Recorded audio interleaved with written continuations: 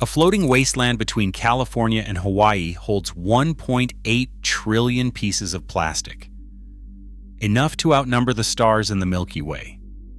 But one Dutch teenager saw it differently. He asked a question that changed everything. Why can't we clean this up? For decades, experts called it unfixable. The answer would ignite the largest ocean cleanup attempt in history, and what's happening now defies all expectations. In the heart of the Pacific, a swirling gyre of currents has gathered the world's plastic cast-offs into a zone of staggering proportions. Scientists began mapping this phenomenon in detail only recently, but the numbers are now impossible to ignore.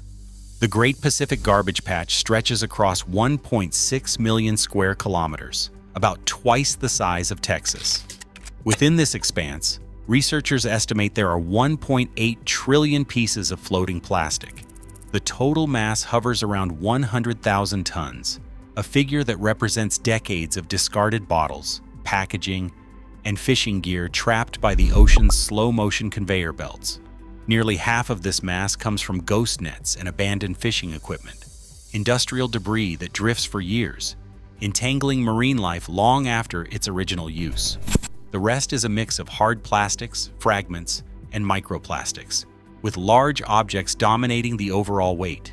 Much of this plastic floats at the surface, exactly where countless fish, turtles, and seabirds come to feed. In these waters, what should be a thriving feeding ground has become a hazardous minefield of synthetic debris. Oceanographers have documented hundreds of kilograms of plastic per square kilometer in the patch's densest regions, while the food biomass is a fraction of that.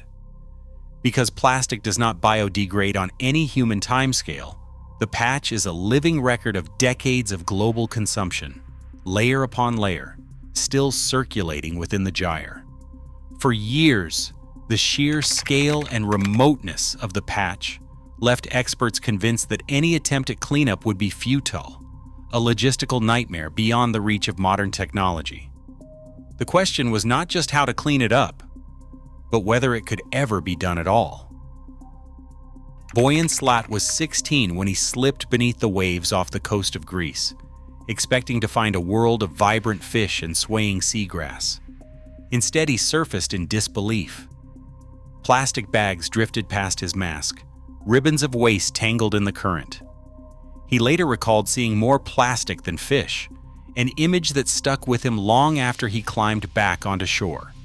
That single dive sparked a stubborn question that would not let go. Why can't we just clean this up? Teachers, scientists, and even family told him it was impossible. The ocean was too vast, the plastic too scattered, the logistics beyond anything a teenager could tackle. But Boyan never dropped the question. He turned his frustration into a high school research project, digging into ocean currents and the science of plastic accumulation. Instead of letting expert doubt close the door, he started sketching designs in the margins of his notebooks, simple ideas for barriers that might catch drifting debris. Boyan's curiosity wasn't just academic.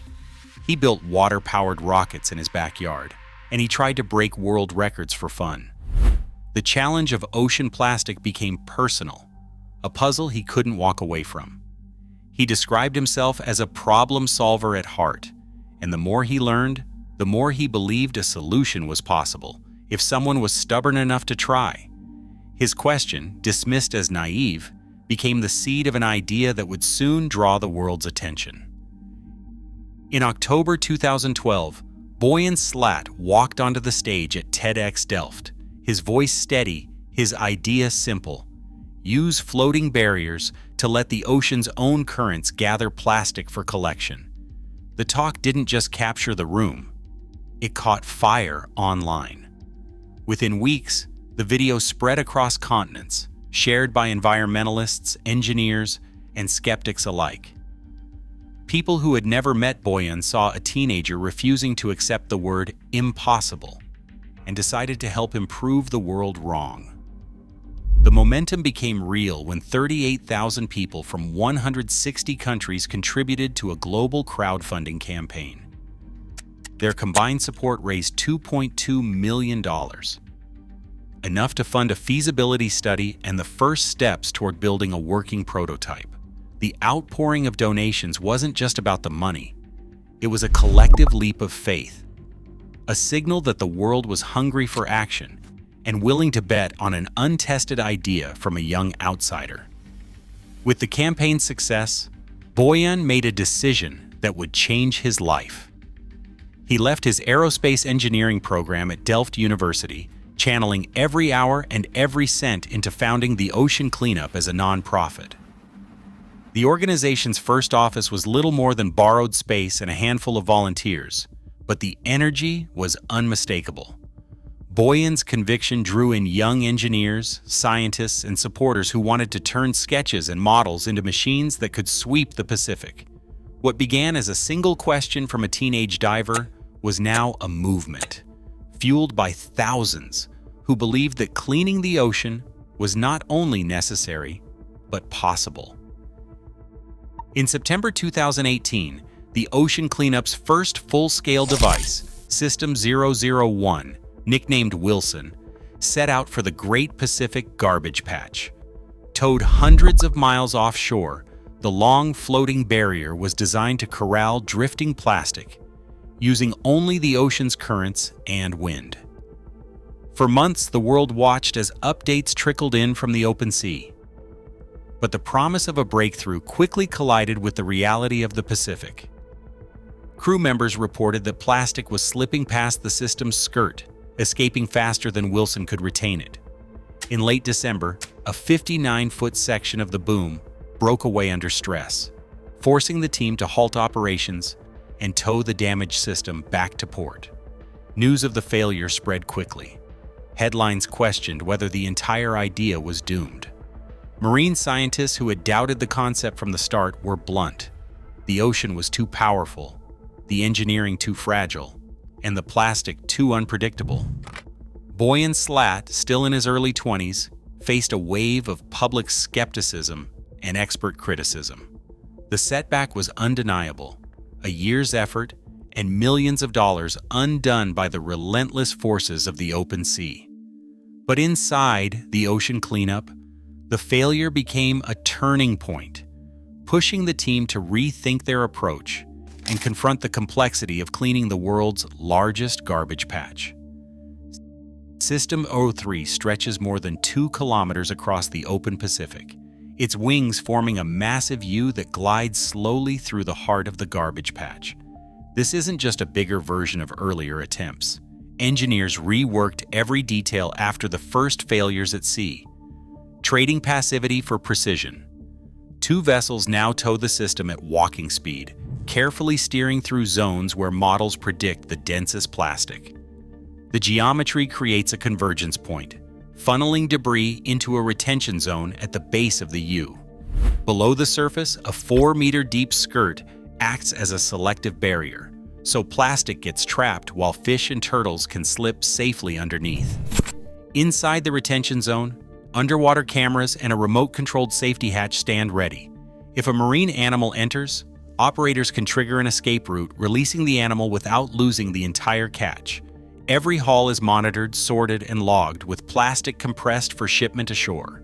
At peak efficiency, System 03 can sweep an area the size of a football field every 5 seconds. The team's focus on ecological safeguards and operational control has turned what was once a fragile prototype into a robust, repeatable process. For the first time, the dream of large-scale ocean cleanup is no longer just theoretical. It's working, and every catch is proof. By the end of 2025, the ocean cleanup had pulled more than 45 million kilograms of plastic from oceans, rivers, and coastlines worldwide. The teenager's question that started it all now operates on a scale few imagined possible. 20 interceptor systems are at work in 9 countries, capturing plastic in rivers before it ever reaches the sea. In some of the world's most polluted urban waterways, the organization's new 30 Cities program aims to cut up to 1/3 of riverborne plastic, targeting the sources that feed the ocean's plastic burden. The proof isn't just in the numbers.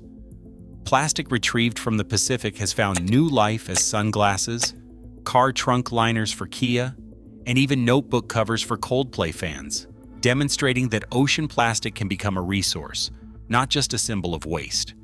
Partnerships with global brands help fund further cleanup and show that the cycle can be closed. Scientific research continues to guide every step. Studies have confirmed that plastic pollution threatens marine life at every level, and the project's own monitoring shows that careful design can minimize harm to sea creatures. The ocean cleanup's approach now stands as a comprehensive response, removing legacy pollution, intercepting new waste upstream, and supporting policy change with data. Boyan Slat, once dismissed as an idealist, was named a United Nations Champion of the Earth in his early 20s. Today he leads a team of over 150 professionals in Rotterdam, all working toward a single goal: to remove 90% of floating ocean plastic by 2040. The once impossible dream now has a blueprint and a global movement behind it. Every minute, truckloads of plastic still pour into our oceans. Yet for the first time, we're not just imagining solutions. We're seeing them scale. The real test isn't what technology can do, but whether we choose to keep going. The ocean's future is decided by what we do now.